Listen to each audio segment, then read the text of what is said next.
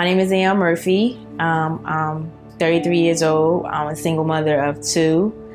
I came to the Isaiah house. I forget the date, but it was 2017.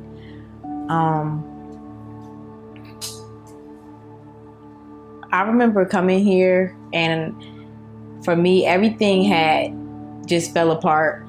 I had a job. I had everything going for myself. I had a car. Everything was just like, in the perfect, if you want to say so.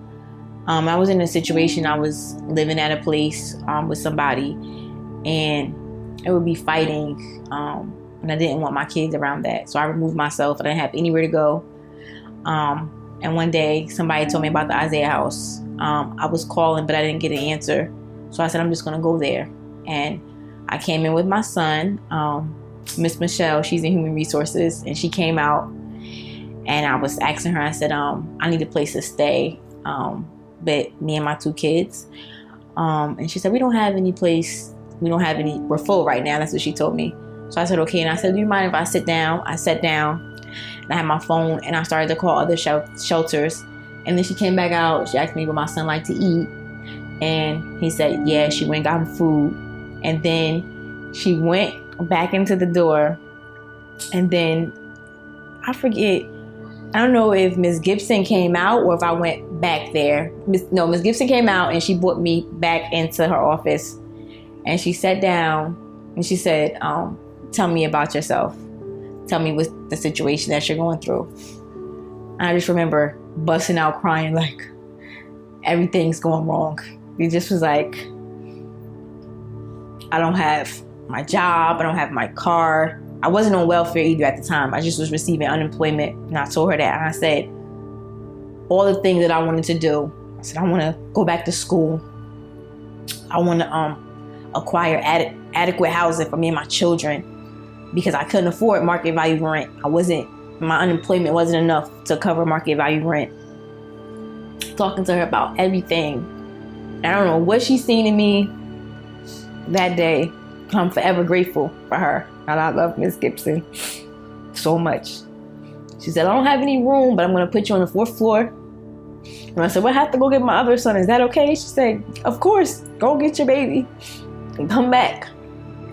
And I came back with my kids. And that first night, I was an emotional wreck. I remember crying. I remember calling my mom, like, Mom, they're going to let me stay. I'm out. I put all my stuff in storage. Bought my clothes. And I just remember feeling so bad as a mom, as a person, like I failed. And so the next day, they ended up moving me downstairs to the 3rd floor. That's where I met Miss Lee, Miss Michelle, Miss Faye. I was still just like down at that point, but I knew what I wanted to do. I knew what I had told Miss Gibson that I was gonna do. So I knew I had to keep my word to her, because I don't know what she's seen in me to allow me to come. Me and my children to come and have a place to stay, a safe place to stay, because where we were at was not safe. And now we were in a safe place where when we laid our head, I didn't have to worry about anybody fighting. I didn't have to worry about how we were going to eat, and we were going to have heat. I didn't have to worry about things. It was just like, I was okay. Me and my children, we were safe. So was a little shy at first, not knowing anybody and feeling ashamed of my story and how that I lose everything and I lost everything. And I told her this, I said, because of my attitude, just having this attitude problem. Sometimes you walk around, you're bitter because of your upbringing of life circumstances. And I had this attitude, and my attitude caused me to lose my job. And I was aware of my shortcomings, so I knew I had to take steps to fix my shortcomings. So then I started to meet the staff, met with Miss Edwards, was telling her like what I wanted to do as far as housing, because I didn't want to be here long, She never gave me a deadline. She never said I had to be out of here by then. I just knew I had to find a job. And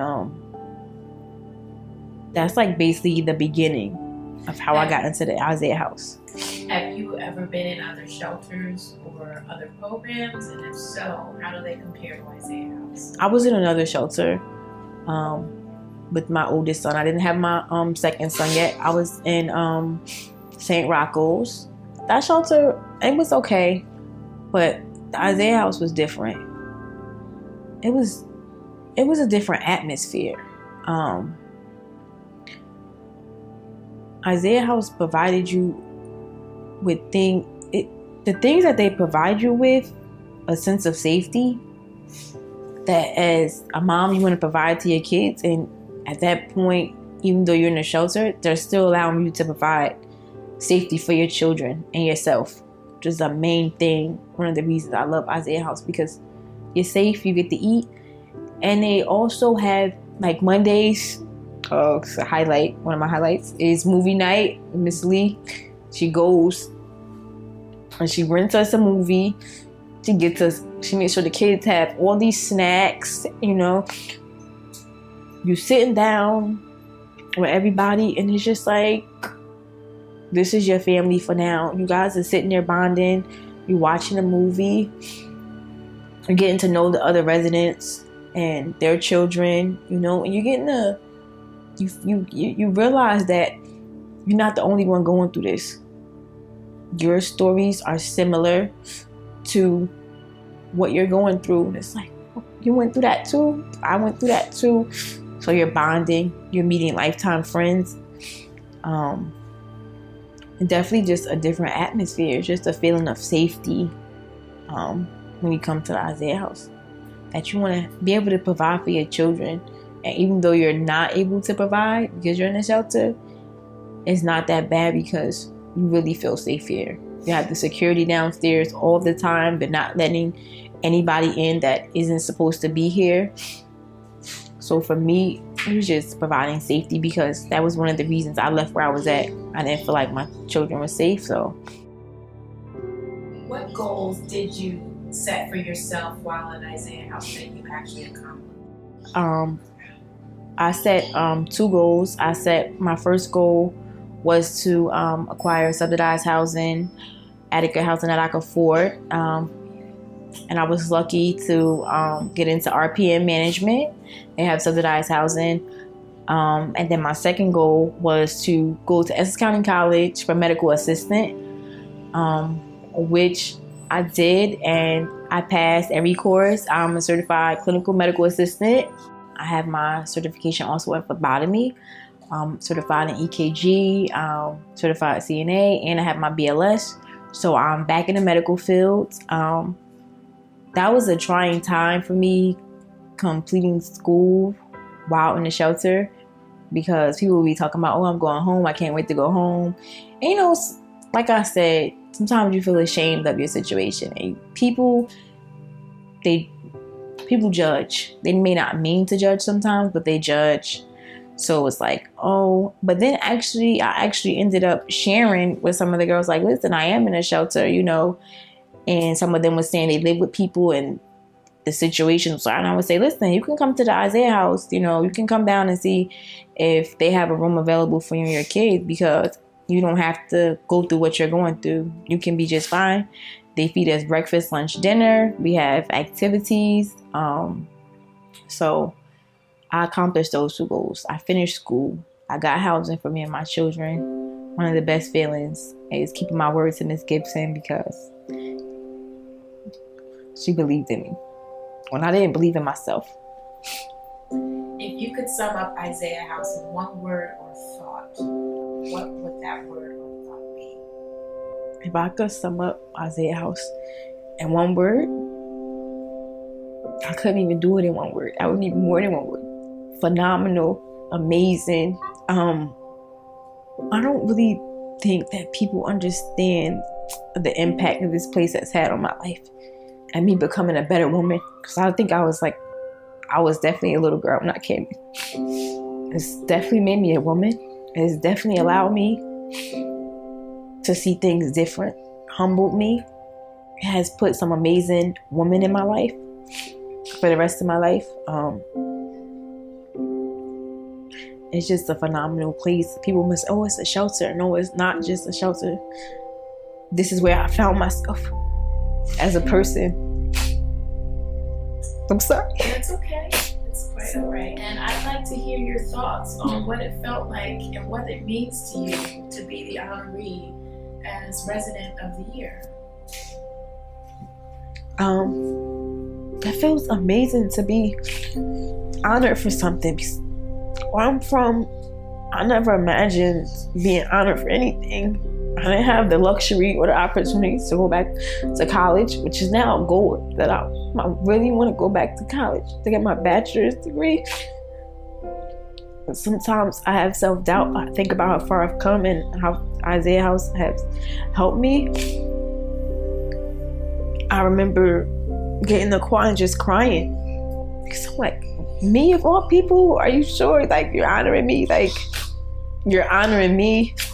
And I remember calling my mom and crying. I'm like, Mom, I'm gonna be Resident of the Year. And she's crying. She's like, look at God. And I'm like, yes, like, he's amazing through this whole ordeal. When I first came in, I just felt so alone. But when I left, I felt so loved. I didn't feel alone. I was to 3 Miss Terry, Miss Lee, and Miss Michelle. Miss Terry helped me so much. I